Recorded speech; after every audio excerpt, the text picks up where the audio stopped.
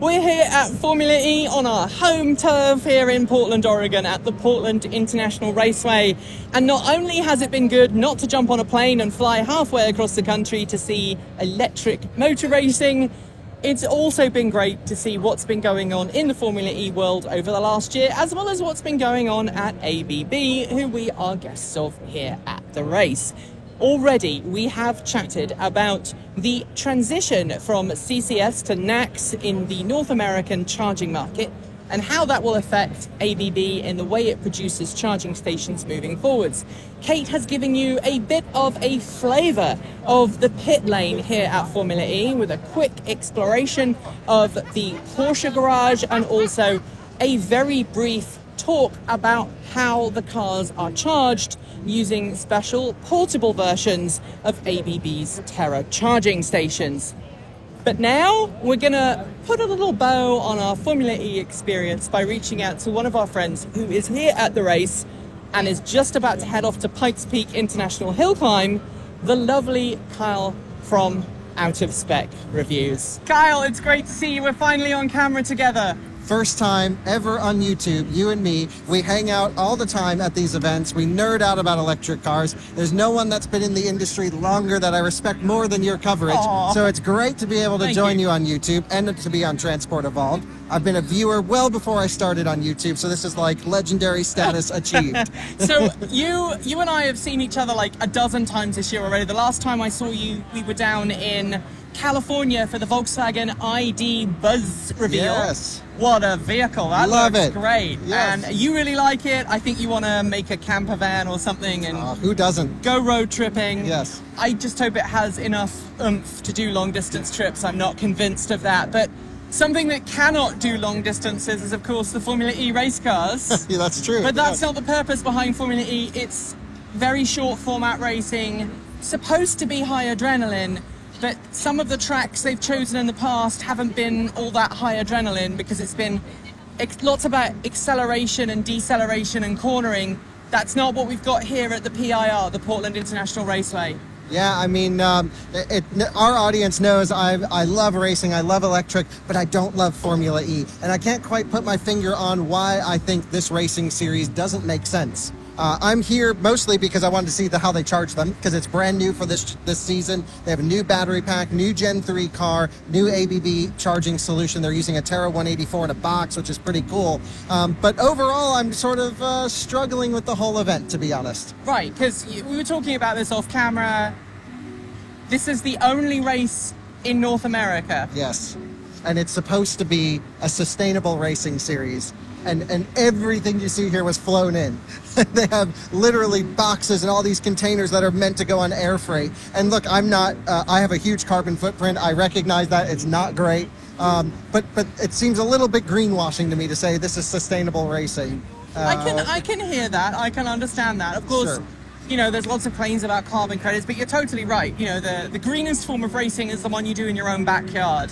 Certainly. So I'd love to see a US more tour. Of that, Yeah, you know? yeah. Like a race series of, I don't know, Bolt EVs or Nissan Leafs, or maybe Yes. something even cheaper and more affordable for everyone. I'm still advocating for the ID Buzz spec racing series. Wouldn't that be great? That'd be That awesome. would be amazing. I mean, look, this is a thing that happens in Japan, right? Yes. Japanese enthusiasts really understand grassroots racing. Yes. Miata, a big Yeah, thing. the Cappuccino Cup, all The these little Cappuccino things. Cup, Yeah. all of these other small race series.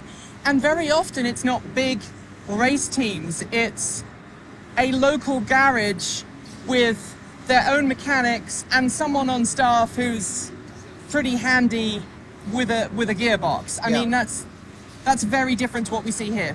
Yeah, I think my main couple issues with Formula E in general come down to the image of sustainability, and it definitely not being that. And you can give up sustainability for engineering, in my opinion, if this was really convincing people to go to electric or showcasing the cars in a positive light. But I'm not really sure it is. I have some friends who are huge Formula One enthusiasts that sort of look down on Formula E and go like, they gotta like go slow because of the batteries and stuff. And yes, you always have to manage fuel and manage tire, but here you have to manage your battery, tire, and the biggest issue is you have to change the way you drive, and it's not an issue, it's kind of a cool thing. You have to change the way you drive based on track layout. At this track, it'll be really interesting to see what happens today, because there's long straights and not much opportunity for regen. The cars have been increased up to 600 kilowatt regen now, which is pretty spicy. I mean, what is your impression of 600 kilowatt regen? I mean, that's huge. I mean, I think the biggest amount of regen I've ever experienced, I think the Taycan is probably up there. Yeah, 265 kilowatts in 270 Taycan. kilowatts. Hummer EV is 400 kilowatt regen if you stand it on its nose at the right speed at dead, 5% state But then charge. it feels like you're driving a big, heavy thing Yes. that has a large amount of mass, and so it feels like it should have that amount of regenerative it braking. needs it, yes. These cars are, what, lighter than any production Golf in the last 20 years? I mean, it's ridiculous. Oh, absolutely. They are carbon bodied, really cool, high tech, lots of engineering going on here, which I love the engineering. I love the competition of it. What I don't love is I'm not seeing any of it trickle down to production cars. We had spoken off camera a little bit about maybe the BMS technology coming down into mining equipment or other one-off equipment situations. I kind of see that, but also this is very expensive, a lot of money to spend on BMS tech.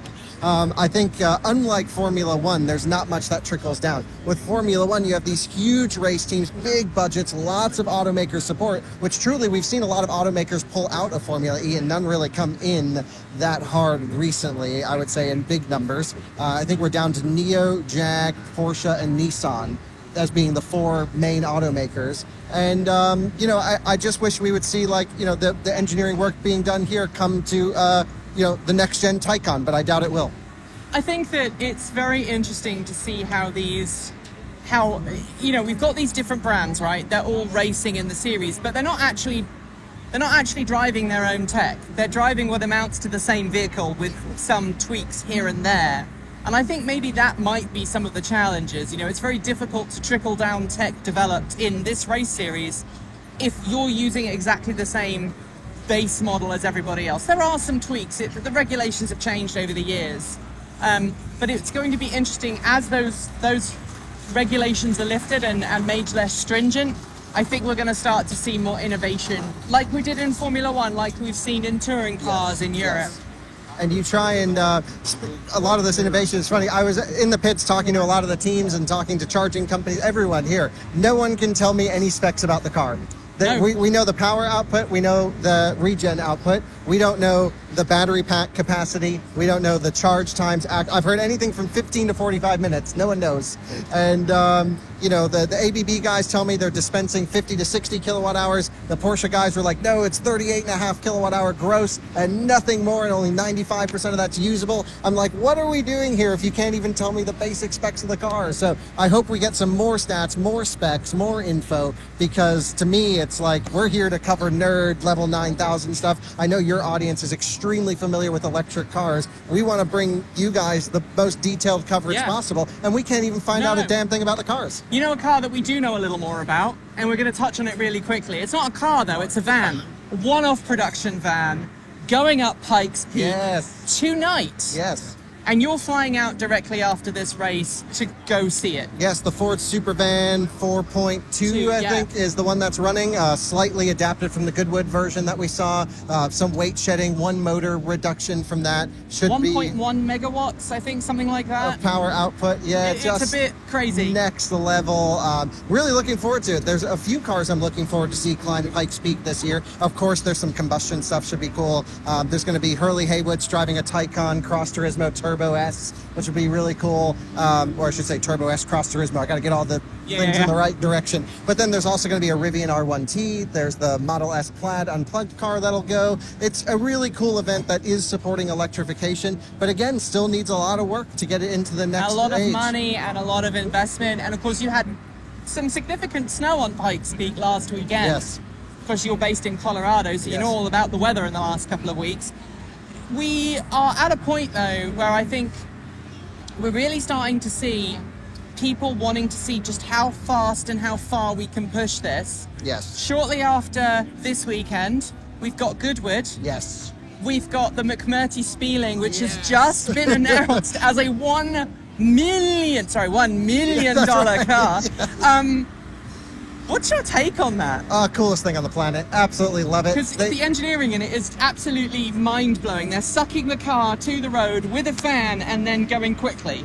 Watching that thing climb Goodwood last year, the prototype, was the most mind-bending thing ever. We were just discussing it I was discussing with my friend Martin from EV News Daily, and he's like, it literally is like you're watching the video on fast forward. It is not possible what that car can do. And the fact that they're going to build 100 of them, pretty close to that, is wild. So I have to have a go. Of the Thunderbirds, where they used to animate the Thunderbirds, and you'd see the cars move, and they just seem to move, just like defying the laws of physics. That's basically. But there is one car very quickly before we go that I am really excited about, and I don't know if you're going to Goodwood this year. I am thinking about it actually. Yeah. And that's the MG Cybster. Oh, tell me about it. The MG 2-seat roadster. Yes. Stupidly low price tag for what it offers. Yes. I think it's an amazingly good looking car, impressive specs in its higher end format. Is this what we've been missing in the electric vehicle world? That kind of little funky 2-seat, hard top convertible that people who are car enthusiasts, because everything's an SUV, and I don't know about you, but most people I know, Kyle, who are car enthusiasts are not going, oh yes, I want another SUV. Sure. So, would do really well if they came to the US. Yeah, is my impression. I totally agree. The cars are reliable. They're extremely well priced. They look nice. I have friends who own them in the UK and they just rave about them. Technically not impressive, but it's okay because they're priced reasonably. I sat in an MG4 a couple of months ago and it's really beautifully finished.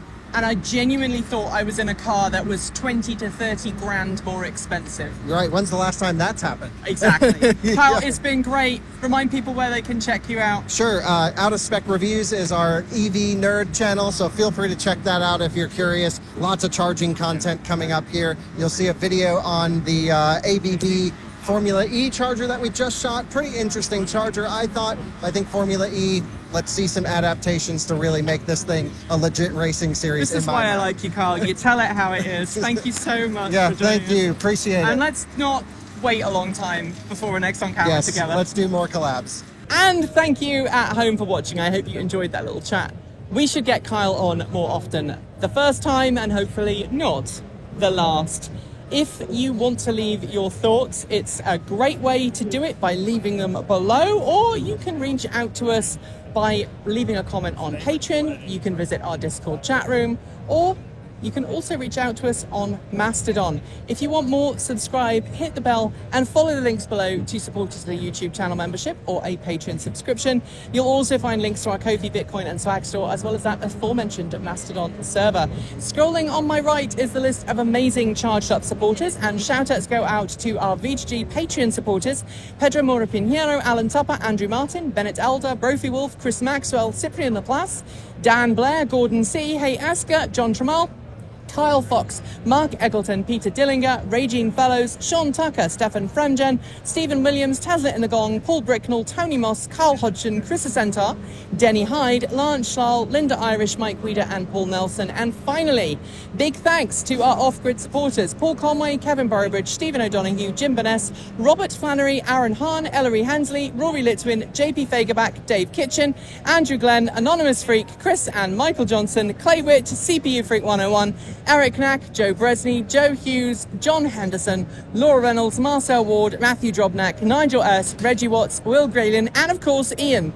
who I assume was not just waving at me. Anyway, don't forget that we make videos every Monday, Wednesday, Friday, and Saturday on this channel, a day earlier if you are a Patreon supporter. And then on a Sunday, head on over to Transport Evolved Take 2 for our Chicken and Garden update and our Sunday musing. It's great if you like chickens and gardens. Not the Sunday music, the Chicken and Garden update. Thank you again to ABB for an amazing experience here at Formula E. We are looking forward to this race coming back here next year, and I hope you are too. But until next time, keep evolving.